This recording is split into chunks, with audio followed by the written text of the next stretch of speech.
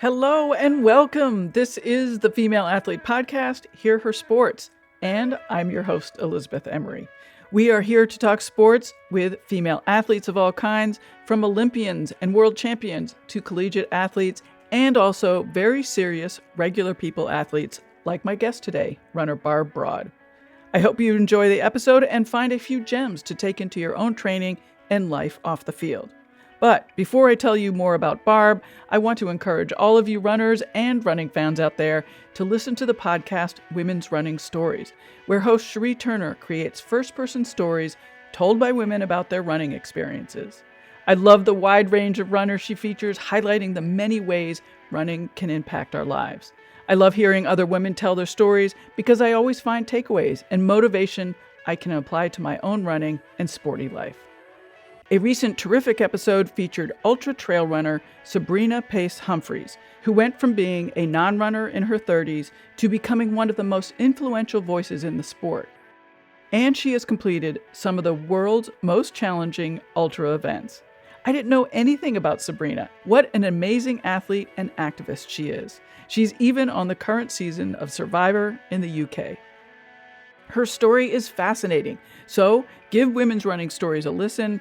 Find it on all of your favorite podcast players or go to womensrunningstories.com. And now on to this week's episode. As I mentioned earlier, our guest today is Barb Broad. Barb Broad is a 73-year-old runner who lives and trains right near me here in Cleveland, Ohio. Barb is a retired speech-language pathologist who discovered running thanks to one of her sporty female friends when she was 40 years old. Instantaneously, she loved the sport, becoming more and more passionate about it. She trained with coaches, went to a nutritionist, and generally fully committed to being the best she could be. She tells that story and in particular honors a coach who saw something special in her. And pay attention, because this is a great lesson for all of us. Barb raced her best marathon times in her 60s. 3:19:01 when she was 60 at the 2011 Boston Marathon, and in 2012 when she was 62 at the Twin Cities Marathon, she ran a 3:18:40 to win the Masters Marathon Age-Graded Championship. During her career, Barb has run 23 marathons, including 8 times at Boston, where she won her age group 4 times. She's also run about 6 half marathons with a PR of 1:33:09, which she did when she was 62. Barb also races on the track, where she has won multiple gold medals in the 400, 800, 1500, 3000, 5000, and in the mile, including breaking the world age group record in the mile with a 5:59.5. I've included specifics of all those results in the show notes. One thing I really like about this episode is simply the opportunity to hear from an older athlete, to find out how Barb is staying healthy and able to continue running and training. We also hear about when she was a kid, pre-Title IX, and her Jane Fonda aerobics career. It is my great pleasure to introduce to you Barb Broad.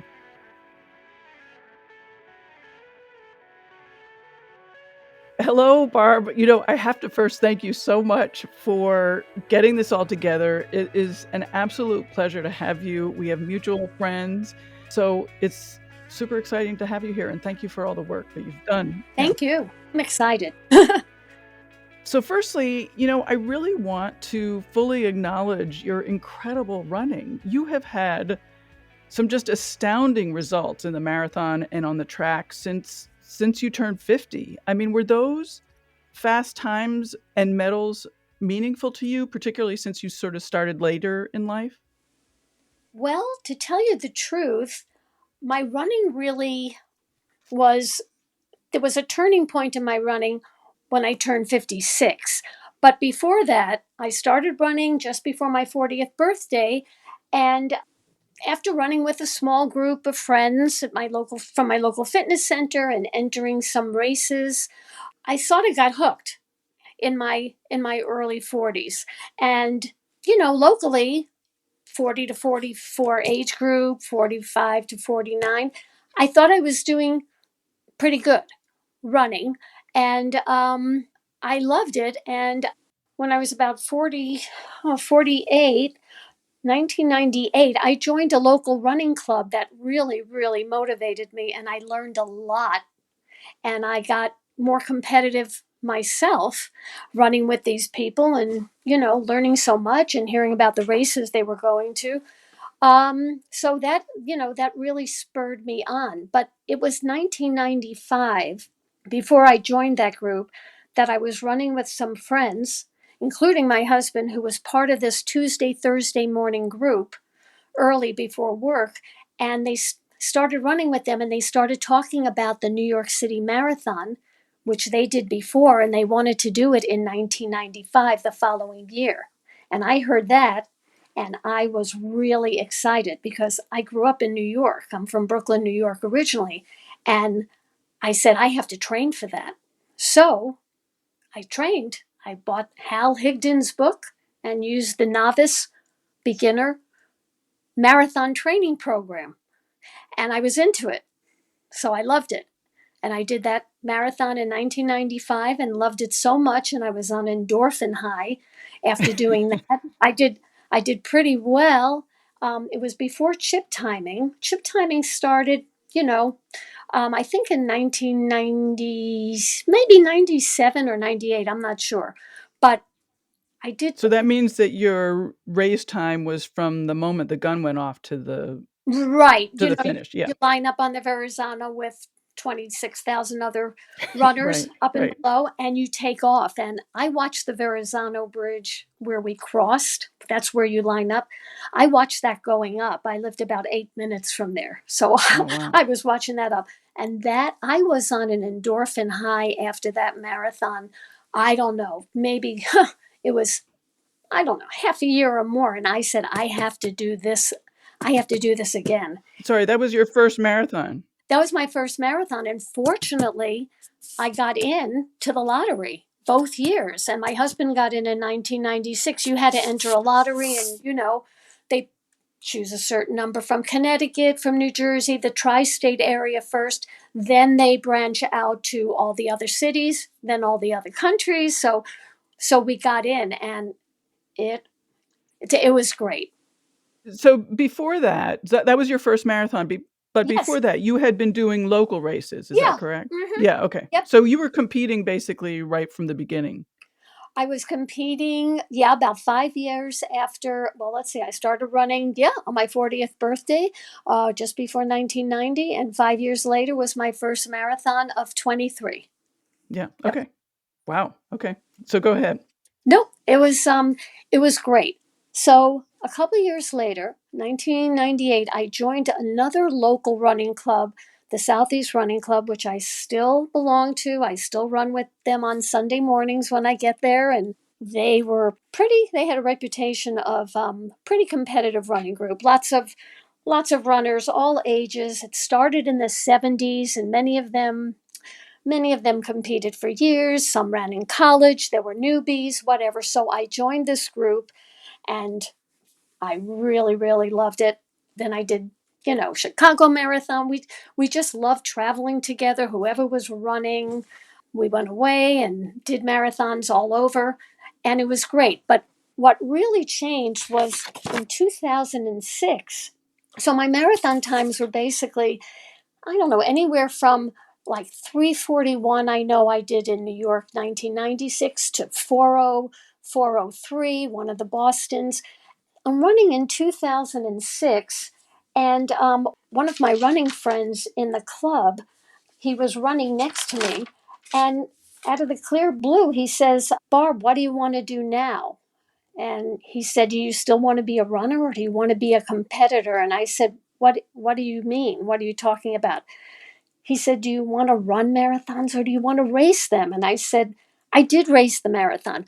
I think I think he was referring to the Cleveland Marathon I did, and I don't know. I might have done like high 3:40s or 4 hours something. I don't know. But I said I did race the marathon, and he said, why don't you meet me at the track, at the high school track next Tuesday? I'll have you run some laps. He said, speed work is really going to help your marathon times. Now, this friend of mine, still a very close friend of mine, Glenn Andrews, he was he's my age, 73. He was a standout 800-meter college runner.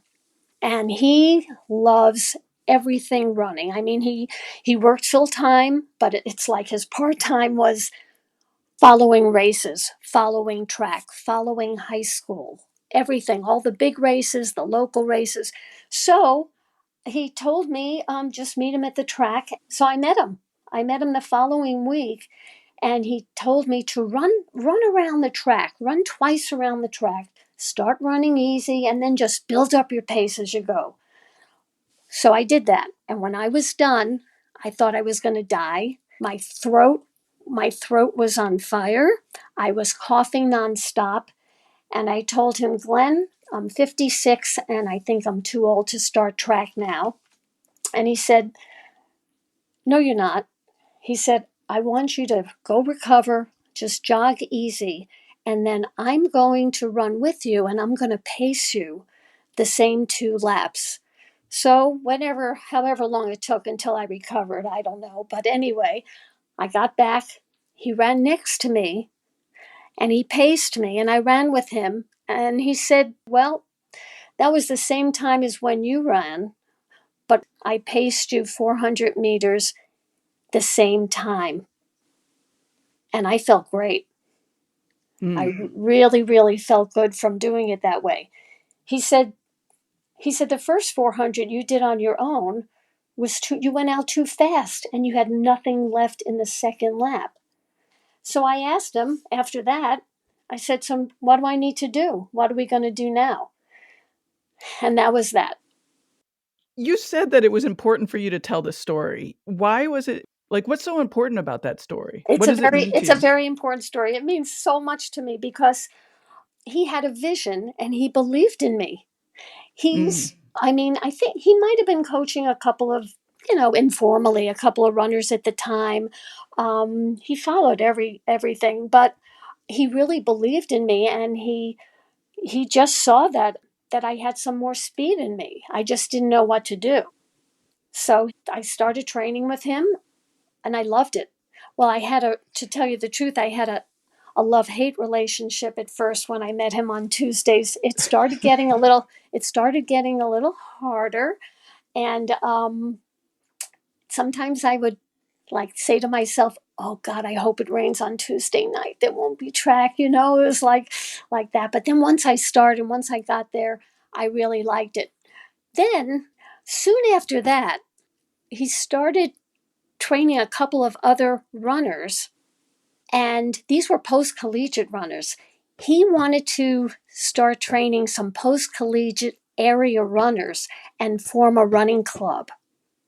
And that's exactly what he did. Glenn would go to some races, and he knew a lot of people. He's a Clevelander all his life in the running community. And he saw some runners at the finish line, and he would start talking to them and with other people, and he asked them if they'd like to improve in their running.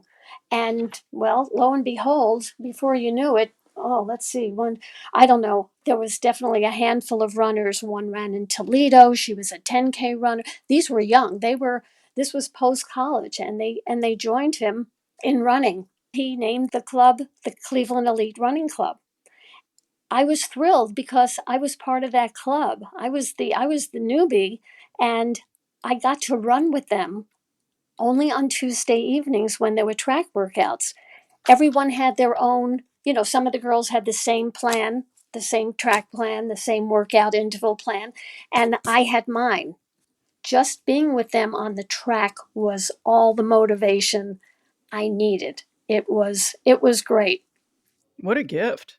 Yeah, it was really good. I really love track. Now, he's a real track head, Glenn, and he started encouraging me to enter some track meets, which is exactly what I did. I think it's so interesting that you mentioned that it's so important to you that he believed in you because I would say 99% of my guests had that one person that believed in them, that sort of gave them the hint that they could be better, could do better, could win more races. It's just fascinating that, again, here you are, another guest who falls into that category. I love it. Exactly. So, what kind of training are you doing now? Okay, so things. things changed a little. I started doing some track meets, and I had my, like most runners, an injury here, an injury there, and blah, blah, blah. In 2015, I was disappointed in a track championship that I did in where was that? That was in North Carolina, and I was disappointed in my time. I was running with a strained hamstring, which wasn't really the smartest thing to do. I pushed myself too much, and I just got really down on myself, and I really needed to recover physically and mentally. I sat down with Coach Glenn and I told him that I needed a break. I wanted to get healthy. I was going to get physical therapy, and I was just down on myself, even though I did pretty decently. It just wasn't the times that I was wanted in the mile and the 1500, I think it was. And after that, I got into a little slump. What set me back a little was I was training too much. I knew things had to change.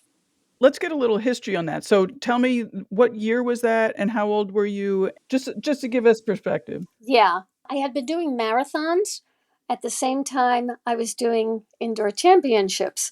And Mm. yeah, at first it was great because the marathon training and the running, the distances plus the speed really helped.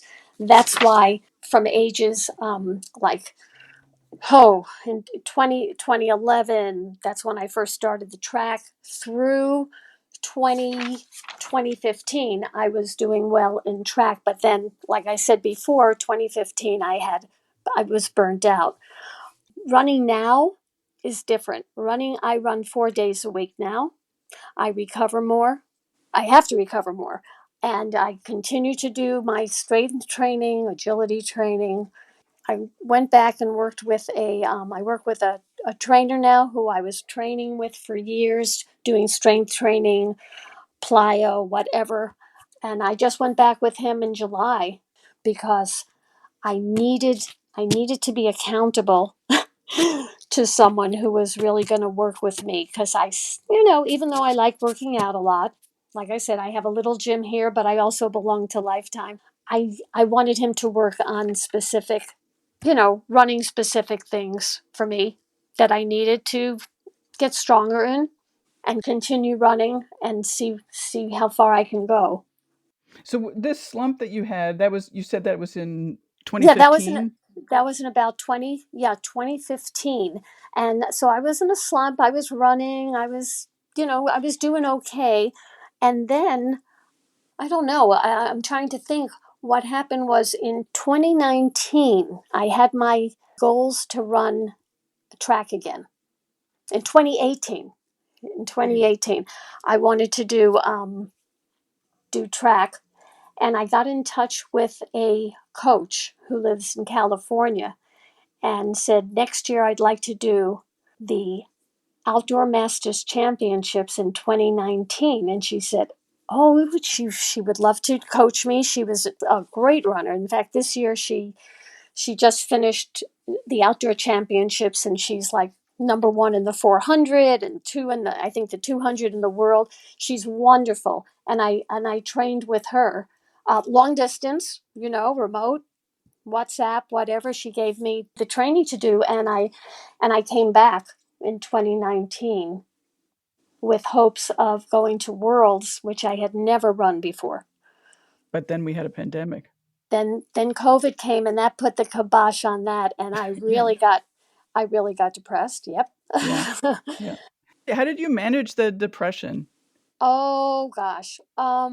Let's see. The tracks were closed. Right. The fitness center was closed. Uh it was hard. What I had to do, my husband and I set up a little gym in our family room. We got a bench. I had a stability ball. I got more resistance bands. And I got in touch with that trainer that I had been training with for years before. And he decided to do like a small group on Zoom once a week. And that helped. That really helped to get back into this training and keep it up and have some people to share that with. That's awesome. Yeah. Yeah, I got through the pandemic, but I was really it was really upsetting because, as a track runner, everyone wants to attend a world championship race. I never did because, number one, you usually need about 12 days to go. They're all always in Europe. Sacramento was, a couple of them were here in the United States, but it was before I was into track. This one was in my backyard. It would be like 5.5 hour drive to Toronto from my house. So I really wanted to go, and I really wanted to get on the podium at Worlds, but that's what happened. So, ah, what can you do? But Yeah. now Cleveland is going to have the Pan American Games in 2024, next summer. And every sport is going to be offered to compete in, including pickleball, which I do not play. And I have no intentions of playing, but they will have track and they will have distance running and pretty much everything else. So that's what I'm looking forward to. Is that your major goal right now? Well, I think my major goal is to try to run the an 800 and whatever 1500 or the mile they usually offer. I think I'd like to do that and see some of my peers all around the country. Although they might be doing an outdoor championship at that time, I don't know. Maybe I would do another outdoor track race too. The big thing is I have to stay healthy. I have to try to Yes. stay injury free. Um, I don't even know what I could do, but we'll see. I'm just starting to incorporate some track work in my training for a local 5K turkey trot in November. I'm going to get on the track and start doing it slowly but surely. Yes, because you mentioned that you have been injured, you're just getting back. So describe what it Oh, was yeah. like. Yeah, describe the injury and what it's been like getting back. Okay, so on March 30th of this year, I came back from vacation after a long flight, two flights from Arizona, then Denver, then home, and I stupidly picked up a heavy suitcase when I got out of the car. It was just there, my husband, he thinks I'm strong. I think I'm strong, but nope. I picked up the suitcase and strained my lower lumbar, and that was March 30th, and started PT like the following week, and it slowly got better. It got better. I did the exercises religiously. I'm very religious about working on injuries. I did that, and then 2 or 3 weeks after that injury, the lower lumbar shifted to a pinched nerve, which is not that unusual, in my lower right leg. So I had to work on that, do all the physical therapy nerve flossing exercises, and I got rid of that, and I just started back running. Let's see, maybe 2 months ago, something like that. Very slowly. I mean, I am up to 7 miles for my long run. It took a lot of time. Yeah, but I became a student of running injuries from the. I mean, yeah, Tell me real. more. Right, right. Well, I mean, I've had the Achilles, like a lot of runners, Achilles tendinopathy. My first running injury was a hamstring injury that lasted about 16 months. This was before 2000. I was running up a hill that had not been snow plowed with my Sunday morning running group, and there was a slushy snow. Your feet, you don't get traction, and it was a long hill. And yeah, I had a level 2 hamstring injury, so into physical therapy, and that was tough, but got over that. I've had the Achilles tendonitis last year. I had arthroscopic surgery in 2006 on a bone spur and whatever else was going on with my ankle.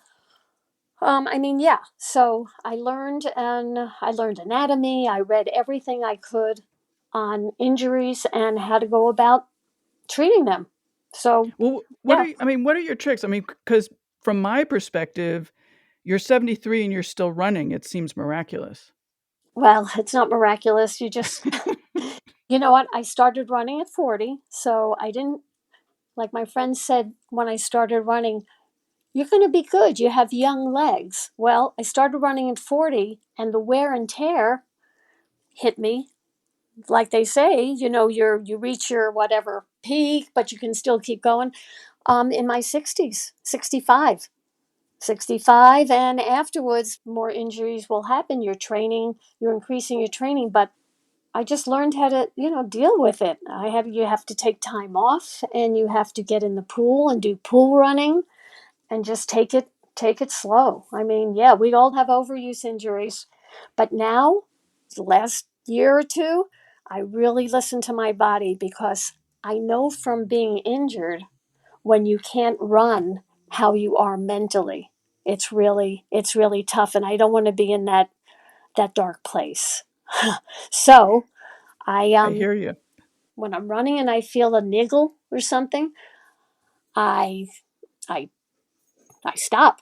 I stop running. Then you walk a little, and then you want to see again if it's going to come back again, that little whatever in your calf or your ankle or whatever, and you say, nope, I'm off. That's it. And you just cross train. Get on the bike, go in the pool, walk. Walking's great, and just keep going.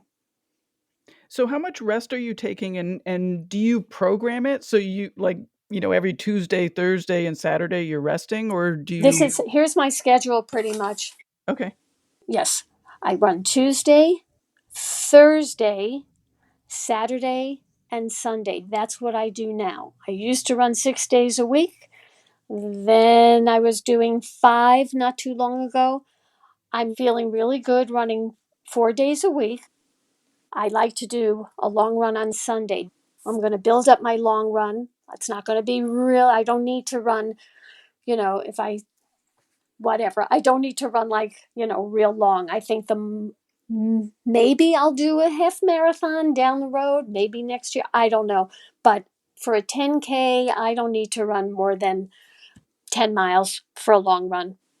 Saturday is always, I have a Saturday morning running club also. I just do my own thing because the other runners are all training for something, and they're in a whole different league from me. I usually meet them. I run by myself. I'll do no more than 4 to 5 on Saturday. I can get by with 5 miles Saturday and then running longer Sunday. But the other days, I recover Monday. On Wednesday, I'll do strength training. Friday, do lifting. I'll do upper body, lower body here and there. I just keep up with everything that I can. But definitely, I feel better and not as tired running 4 days. And from what I've read, 4 days is really good for my age. So I think I'm going to stick with that. I mean, I'm asking a lot about injury because I recently broke a finger, listeners Oh, know. And okay. Sorry. recovery, yeah, exactly. Recovery has been really difficult. And as you said, when you can't do the physical things that you normally can do, it's very difficult mentally. Oh, it is, especially when you have a lot of running friends who are, running. But the thing is, I don't know. Um I'm just happy where I am now. I feel really good for my age, and I think a lot has to do with the fact that I'm surrounded by a lot of younger runners that are really my good friends, and that I do, meet up with on the weekends or whenever, sometimes on a Tuesday morning. Like I know 2 years ago, I would meet up with my younger friends. They would do their track workouts, I would do mine, but we were still together. And we just, you know, I don't know. I don't get caught up in my age at all, that's for sure.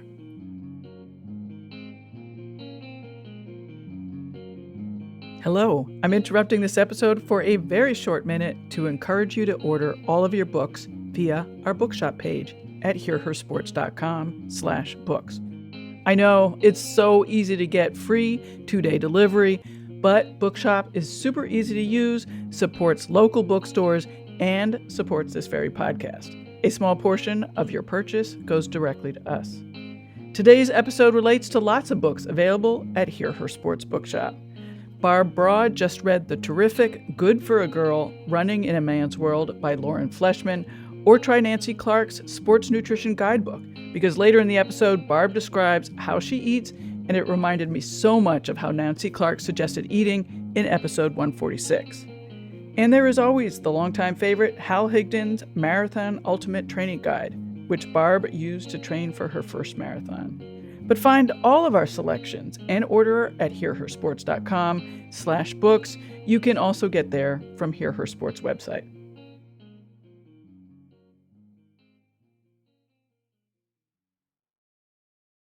Have you ever wanted to know how to win a Formula One Grand Prix? I mean, really know. Know about the driver tactics from the cockpit, the strategy calls from the pit wall, and even the mind games in the paddock. There's a lot more that goes into winning a Grand Prix than just 90 minutes of racing. So every week on the F1 Strategy Report, we're taking a deep dive into the decisions that shape every result. Hey there, my name is Michael Laminato, and every week I'm joined by an expert guest from the paddock to talk through the big calls that won the race and the missteps that resulted in bitter defeat. Before every race, we'll look back at the previous year's result and consult the current form guide, and we'll be in your feed after every Grand Prix dissecting the outcome and what it means for the championship. So for your regular hit of Formula One analysis, subscribe to the F1 Strategy Report wherever you get your favourite podcasts. The Strategy Report is a Beer Mogul podcast on the Evergreen Podcasts network. My name's Michael Laminato, and I'll catch you after the checkered flag. Now let's get back to 73-year-old runner Barb Broad and hear about what she did before she found running when she was 40 years old. You mentioned that you started running when you were 40. What were you doing prior to that?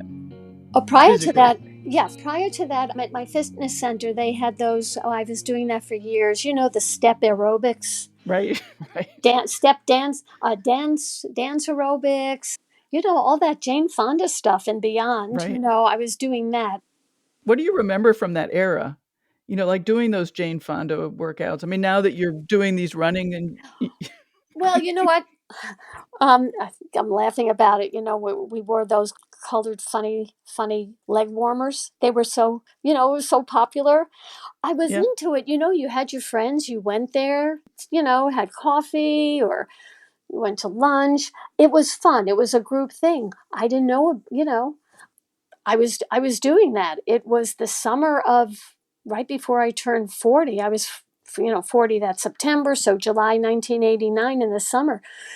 I was going to the fitness center, and a friend said to me, well, I was getting bored with it also at that time. You know, I would go to work, and then procrastinate going to the class. And a friend that I had met in the aerobic step class said, and I knew she had started running. She said, why don't you just meet me and we'll go for a run? You're going to love it. So I bought a pair of running shoes and we met at the Shaker Heights Lakes. They're beautiful. And we ran. Yeah, I think that was in July, the end of July. I loved it. I loved it so much. I didn't get back to that fitness step class um, ever, again. Do you remember that first run? What was it like? What do you It was remember? it was glorious. I felt great. I really felt good. I felt strong. You know, I'm not putting all those step classes and ballet classes and whatever other classes I took over the years. I'm not putting that down because it does keep you in shape and keeps you social and healthy. So, it all played into it, but I did love running. And I just enjoyed it, and I just thankfully met great groups of people that inspired me. I am so inspired. The other thing about age is, like, people say, "Oh, you're still running." At these track meets, these USATF track meets all over the country, you meet runners and you get to know them that are in their 70, 80, 90s that are incredible. They're just, I mean, they're, after a race, they're limping. They don't know if they're going to do the race tomorrow. They have arthritis in their toe. They don't know if their back hurts. I mean, but they continue. They keep going. They are so inspiring to you? I think about that when I'm injured, and sometimes, oh, by the way, just getting back to when I had that lumbar injury the end of March, I got so I got really, depressed. It was the spring was coming and I wasn't going to be able to run for a while and all this. I started thinking about these people that I know that push themselves, that are so healthy and so inspired that they just keep you going. You just snap out of it when you think about these other people that that just keep going. It's amazing. There's a woman, I think she's 86 now. Her name is Flo Myler. She's doing races, events, track and field. She's a heptathlete. Wow. It's amazing. During that time when you were injured and you could not run, like, how were you occupying your time and remaining as mentally strong as you could? Like, what were you there's this time where you can't do anything, but you're still Yeah. feeling moderately okay, and that's when, for me, it's tough. So what were you doing in that sort of time right before you could get going again? Well, I was in physical therapy, so that really helped. And I always had a home program to work on. And even though it was my lower back and that lower leg, but I like doing those exercises. You're still strengthening. I had to strengthen my lower right leg because I it was definitely weaker than my left leg. So I was doing these exercises, and that was helping. That was keeping me occupied, and I was very regimented about doing that. And I also would go indoor cycling, not outdoor cycling, indoor cycling, and I was rowing on the rowing machine. I was able to do some, let's see, the elliptical, easy. And I was at the workout center and just surrounding myself with people. And I knew I had a schedule. And I slowly got, I was able to run easy after, let's see, in May. So about 4 weeks later, I started running, easy, easy, and then just built up from there, a couple of days a week. I'm just very optimistic and positive in my nature. So I wasn't going to get, I'm not going to get down on it. I think of things that I can look forward to down the road, and that's my goal. I appreciate that you say that you're optimistic, but you're also willing to admit that there were these sort of down moments when you were injured and not able to run. I think that's important. Yeah. You have to keep going. First of all, the older you are, you lose you lose your strength, you lose your speed, you lose muscle, you lose your lung capacity, you VO2 max. It goes fast. You just got to work. You want to keep up with everything. You don't want to lose, you know? So you just have to have a positive a positive outlook. Do you work on form at all? Running form, technique? Yeah, yeah. I have to work on I definitely work on my posture, Mm. my form. Yeah, here's an injury. On November 13th, 2020, on a Sunday run, I fell 5 minutes into a very slow jog, talking to a friend for about 10 seconds and fell.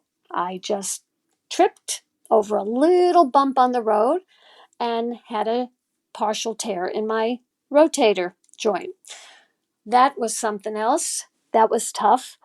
Anyway, I had to I had to train. I had to go to physical therapy, and I had to work on my posture, my shoulders, my everything. And because that affects your running tremendously. So I did those exercises too. Yeah, I definitely have to work on my form. I don't have to think about it every day. I think it's been ingrained in me. I got a lot of good form running on the track. That Mm. really does help. Yeah, so biomechanically I was always pretty good. I don't have a long stride, but I have really good cadence.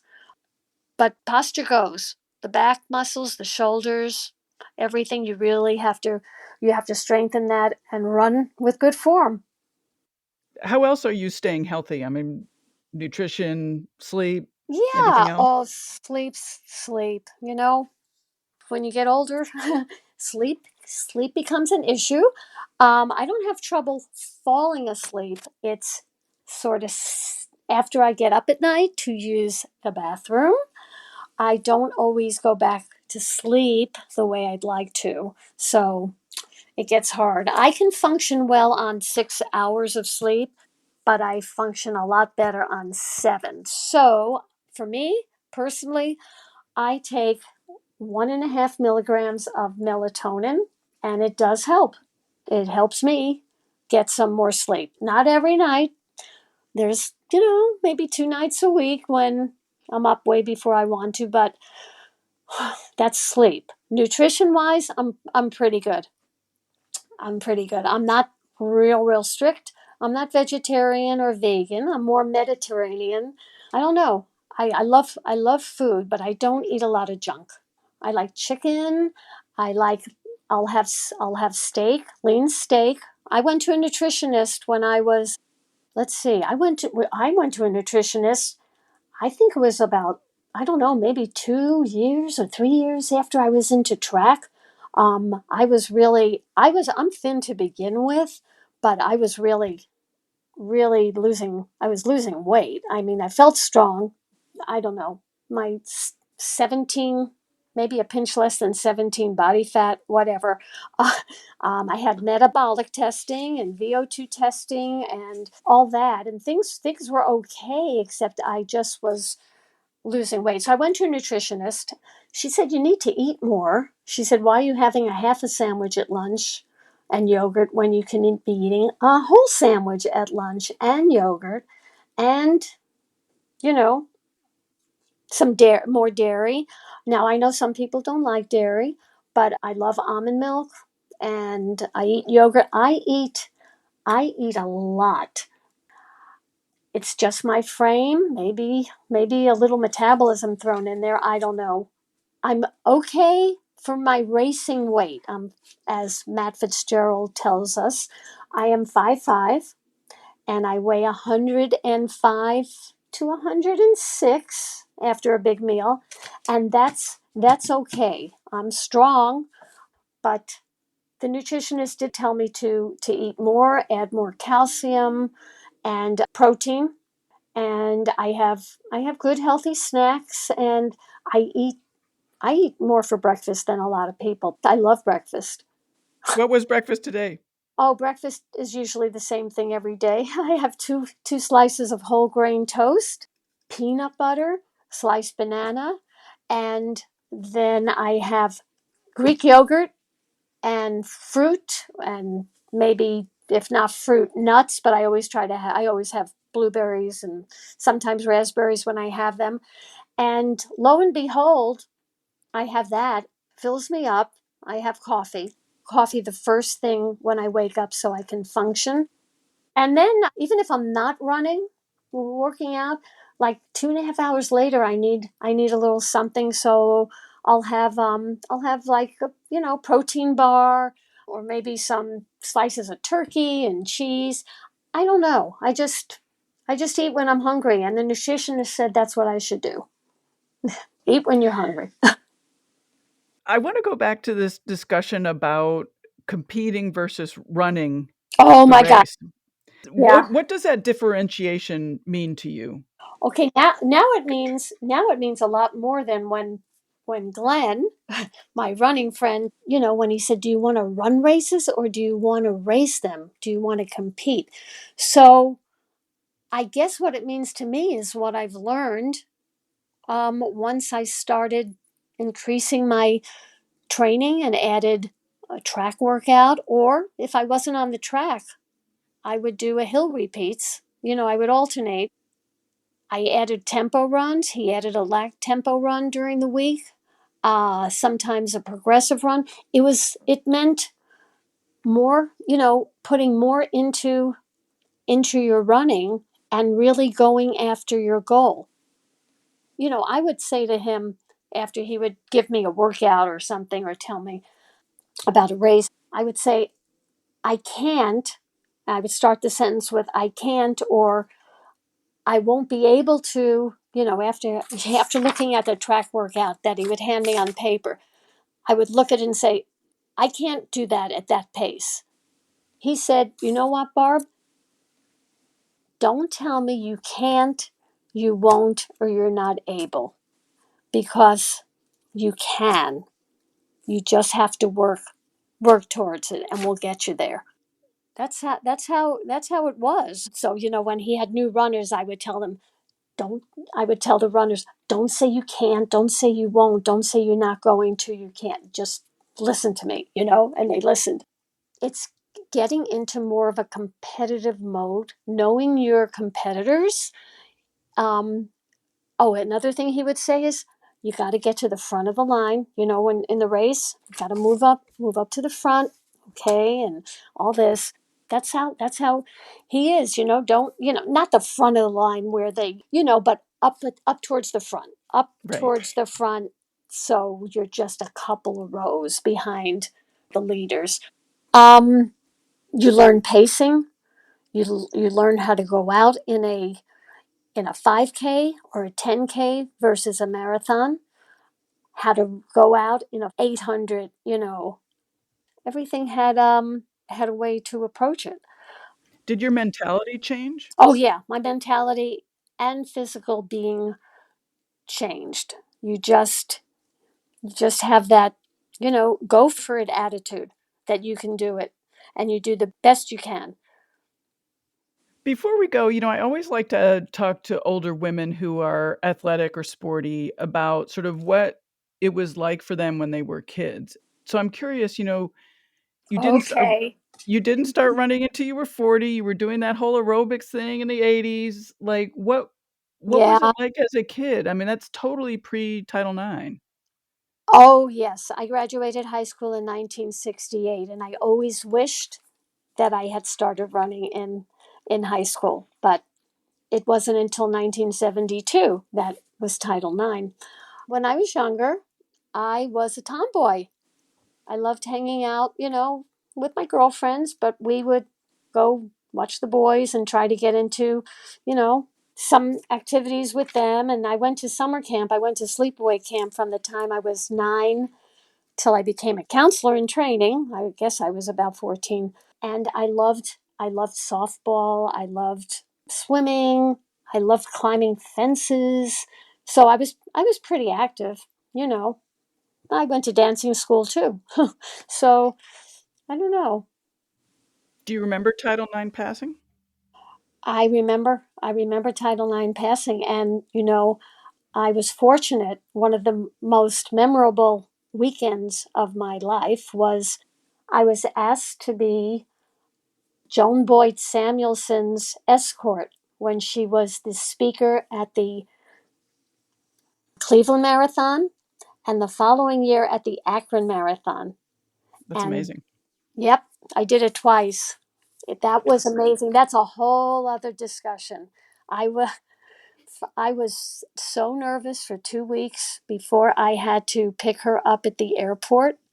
I drove her around. I drove her to radio stations she had a couple of interviews.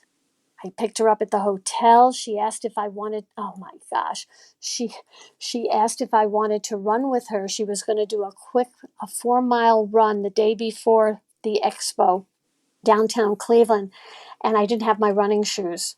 Oh, I was upset Oh, with myself. You have no idea. So I said, no, I'll just stay here. Then at the expo, she said, she's so down to earth. It is, first of all, she has two phones. She has two phones for her elite running friends and family. And then she has her phone for everything else. And she forgot the appropriate shoes for her outfit for the expo. So I lent her, I said, I have shoes. What size you? I had shoes for her. It was, she's amazing. It was amazing. That's all. that's Yep. awesome. Yeah, That's it great. was great. Well, before we finish up, Do you have anything that we didn't get to that you would like to talk about, or maybe advice for listeners? Yeah, I have some advice for people that may be wondering about. Well, first of all, I encourage all runners, if they can run with a running group, a local running group in their area, to do that. It can only make you a better runner. And then you have your social group. I don't know, some of the people in my Sunday morning run, they're like second family. It's just wonderful. So, running with other people, of course, is great. You just get better. I mean, you motivate each other, you learn a lot. And if you're thinking about training, a lot of running stores have training groups and they have training plans with the groups to train for an upcoming marathon or a half marathon or whatever race. That's great to do too. I recommend, if you want, to get a coach, because then you're accountable to someone and they keep you motivated and they push you. My coach, Glenn, he talked about getting me out of my comfort zone, and I didn't know what that really meant until he got me out of my comfort zone, but it was great. You just feel invincible, you know? It's great. I'm glad he's still my buddy. I see him. He doesn't run anymore, but we meet at the bagel shop after our Sunday run. He always comes. He's coaching now. He's an assistant coach at one of the local high schools. That's great. And That's yeah. great. Do you encourage your older friends to be active? Do you have any older friends who are not active? Do I have any older friends? You know what, though? I do have older friends. They might not be running, but they're very good with their chosen passion. May it be yoga or Pilates, doing that, working out, walking. I have some friends who used to run, but they're walking. They're walking now, and they're walking religiously, and they're in great shape.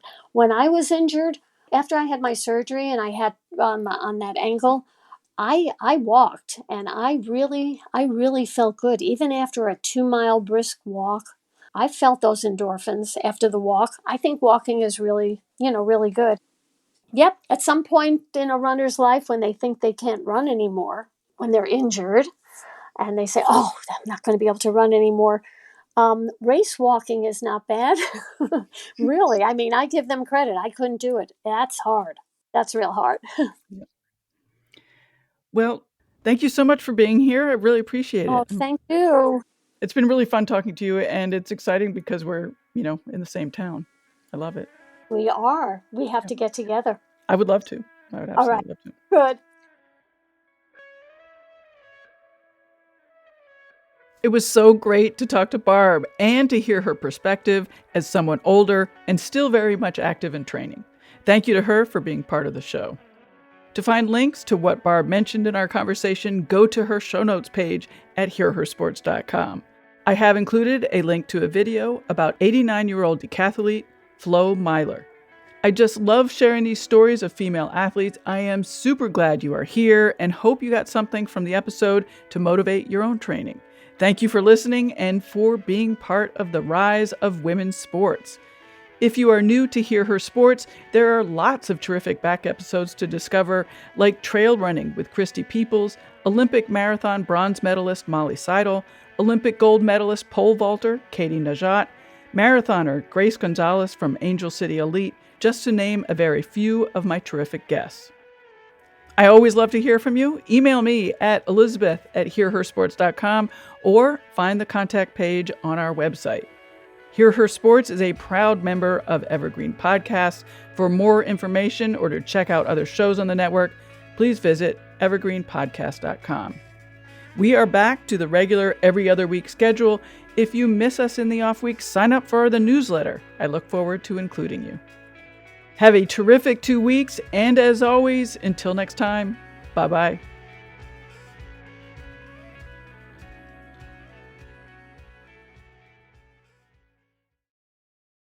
Hey there, my name is Michael Laminato, and this is Pit Pass F1, a brand new podcast that'll take you closer to the action of the world's most prestigious motorsport. From Monaco to Miami and Australia to Azerbaijan, Pit Pass F1 is on the ground and has you covered. Esteemed F1 journalists Julianne Cerasoli and Chris Medland will take you inside the sport every round. They'll keep you up to date with the latest news breaking in Formula One and the most influential views shaping the world of Grand Prix racing. Every Friday, we'll be bringing you a track guide and race preview, and Chris and Ju will be in your feed every morning from Saturday through to Monday to keep you up to date on all the day's action on and off the track. So if you want to be in the know on the latest in Formula One, subscribe wherever you get your favourite podcasts and visit us at evergreenpodcasts.com. Pit Pass F1, a brand new show for Evergreen Podcasts.